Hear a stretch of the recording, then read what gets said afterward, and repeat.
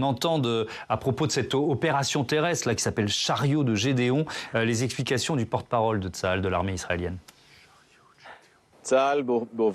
L'armée israélienne a lancé l'opération Chariot de Gédéon conformément aux directives de la direction politique. Au cours de l'opération, nous renforcerons et étendrons le contrôle opérationnel dans la bande de Gaza tout en divisant celle-ci et en déplaçant la population pour sa propre sécurité dans tous les endroits où nous interviendrons. Comme je l'ai déjà dit, nous avançons selon un plan ordonné et progressif.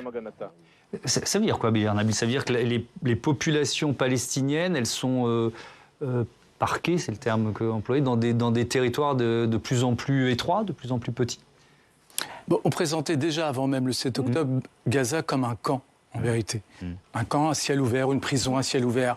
Là, ce serait des camps plus restreints à l'intérieur de Gaza, où on parquerait comme des animaux ceux que des responsables israéliens qualifient comme des animaux humains.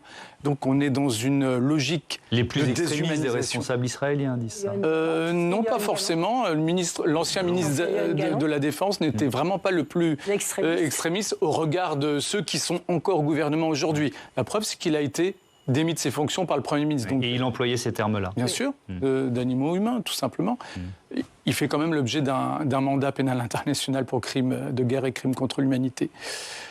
Tout cela pour dire qu'on est toujours dans la même logique. En fait, dès lors qu'on s'inscrit politiquement dans une logique de déshumanisation, quelle que soit en fait l'identité de l'autre, tout est possible. Le pire, naturellement, mais tout est possible.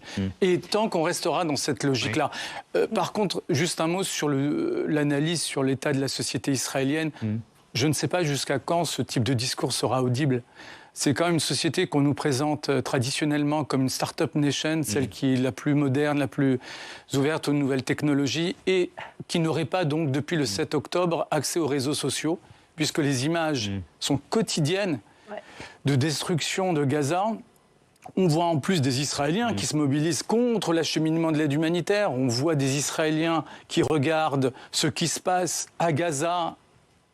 C'est triste à dire, comme si c'était un spectacle. Et parallèlement, on a ce discours quand même, effectivement, oui, la société israélienne ne serait pas je vais donner la possibilité à Maël Benoliel de répondre. Est-ce qu'il y a une forme de déni